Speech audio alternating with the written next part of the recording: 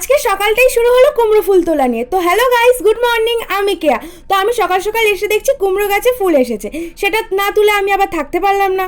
যাই হোক, এই যে শাকসবজি যত সব দেখছো, এসব কিন্তু আমার বাবা লাগিয়েছে। আমার বাবা আবার একটু চাষবাস করতে খুবই ভালোবাসে। এই যে ফুল গাছটা দেখছো, এই ফুল গাছটার একটুখানি চারা আমি সোনাপুর থেকে এনে লাগিয়েছিলাম, আর কতটা ছড়িয়ে গেছে ফুল গাছটা। যাই হোক, এরপর আমি ফ্রেশ হয়ে জিমের জন্য বেরিয়েই পড়েছিলাম। আর রোজকার মতো আমি আমার দাদার সাথে বাইকে করে জিমে যাচ্ছি।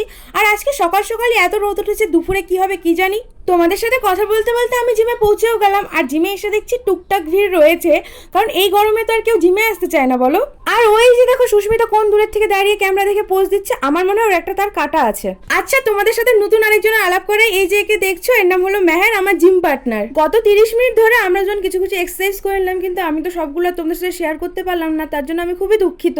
যাই হোক, তার কিছুক্ষণ পরে আমাদের জিম ট্রেনার বরুণ দাদা এসেছিল, আর এসে নিয়ে কিছু বক্তৃতা দিয়ে চলে গেল।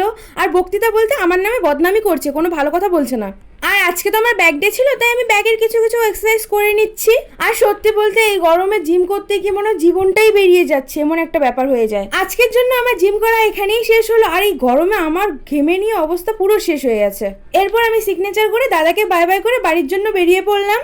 বাইরে বেরিয়ে রোদের তাপ দেখে তো অবস্থা খারাপ হয়ে গেল, তাই আর আজকে হেঁটে যাওয়ার চাপ নিলাম না, টোটো করেই বাড়ি যাচ্ছি। বাড়ি এসে তো প্রচুর পরিমাণে ক্লান্ত হয়ে পড়েছিলাম, তবুও বিকেলে একটু ফুলবাড়ির দিকে গিয়েছিলাম, একটুখানি দরকার ছিল।